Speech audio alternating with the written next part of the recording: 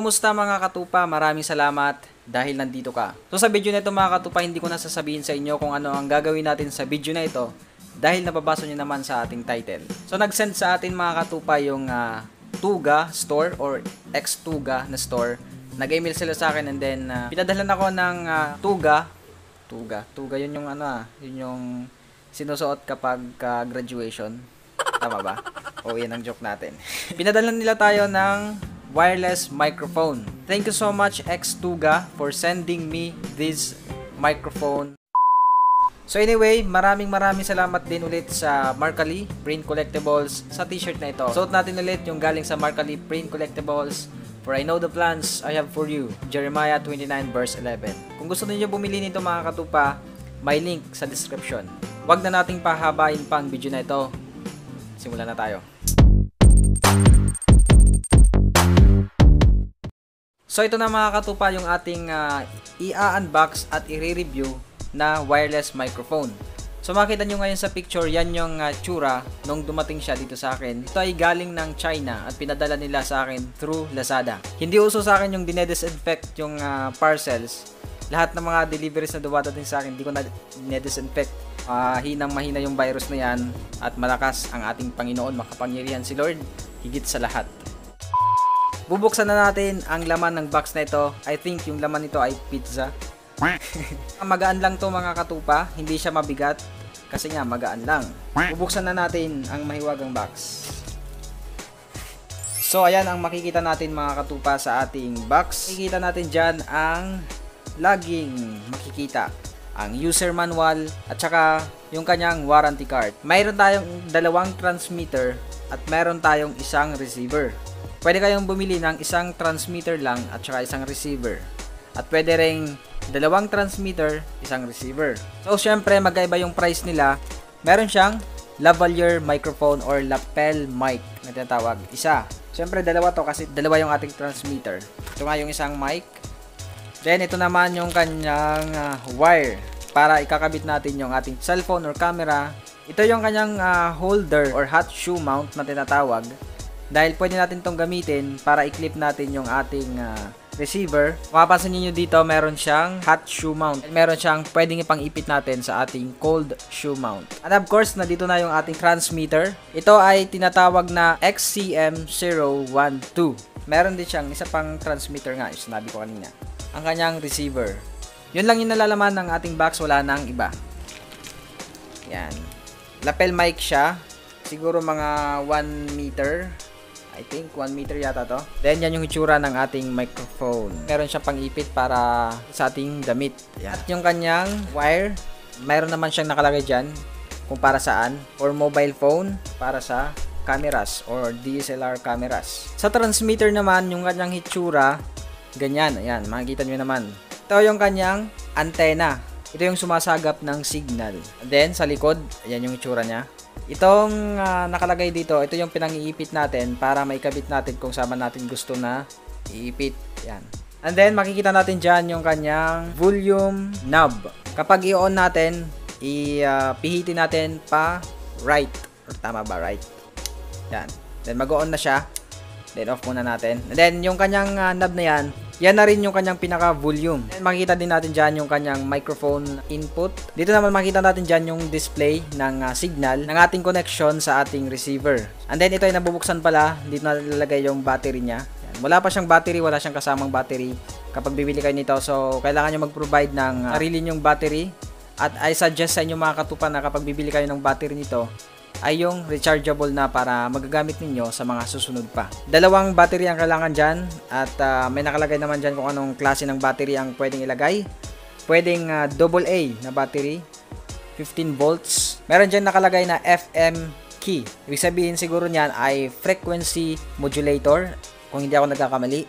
So the same pa rin sila ng receiver. Meron din siyang lagayan ng battery syempre para gumana yung ating receiver. Then, nandyan din yung kanyang volume knob at pag power on natin. And then, ang wire na ilalagay natin for connection sa ating cellphone or camera. Bigyan natin ng battery.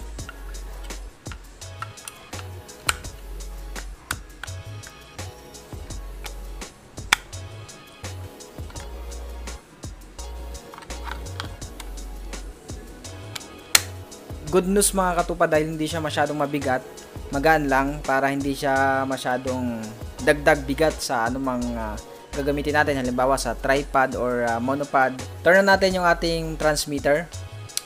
Yan, may makikita tayo dyan na green light. May mga numbers dyan may mga numbers na nakalagay sa my screen. Yan, hindi masyadong kita sa ating camera kasi nga cellphone lang yung ginagamit natin. Pero kita ko siya dito. And next, buksan natin yung receiver. May red light naman siya. Kakaroon siya ng violet na light. Red, violet. Ikakabit na natin yung kanyang wire. Ito ay para sa ating receiver. Diyan natin kakabit. Then ito ay para na dun sa ating cellphone. Then kakabit naman natin yung para sa transmitter. Yung kanyang lapel microphone. Kakabit natin. Diyan pa rin sa microphone input. Ito ay ilalagay natin kung saan man natin gusto na ilagay. Dito sa ating damit, iipit natin. Testing na natin yung wireless microphone na ito. So ayan yung kanyang quality mga katupa. Ang kagandahan nito, meron na siyang noise reduction at no distortion. Nare-reduce niya yung background noise pero hindi niya na-distort yung quality ng audio or pick up ng audio. Malinis pa rin. So ilalagay natin siya sa ating t-shirt. Yan, dyan lang muna siya. Ito ay nag-work up to 50 meters na distance. So ngayon, lalabas tayo. Susubukan natin kapag malayo na tayo kung talagang kung hindi ba mapuputol o maganda pa rin yung kanyang quality ng audio kahit nasa malayo na tayo. So lumabas na tayo mga katupa ngayon din. So ayan mga katupa, lalabas na tayo ng ating dorm para i-testing itong ating microphone. So dahil hindi ako pwedeng lumabas ng idalagay ko lang yung cellphone na to doon sa may kahit saang gilid dahil baka may dumampot nitong cellphone. So, ang gagawin ko, dito lang sa taas yung cellphone, then lalabas ako.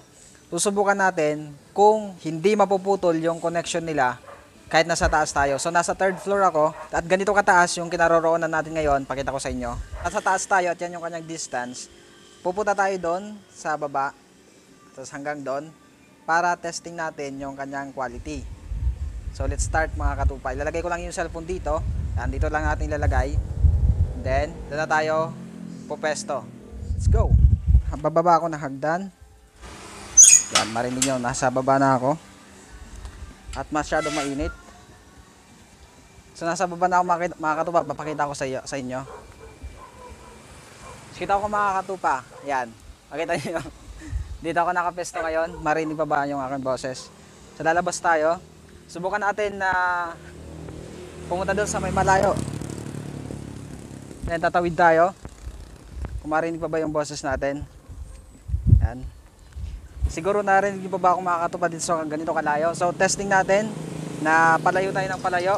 Para akong baliw dito kasi kinakausap na wala namang kausap. Pero kayong kinakausap ko, sana marinig nyo pa rin yung aking audio. Kahit nasa malayo tayo. Kahit nasa malayo na. Yan, rinig pa rin ba yung ating audio? Dito tayo sa may malayo. Rinig pa rin ba?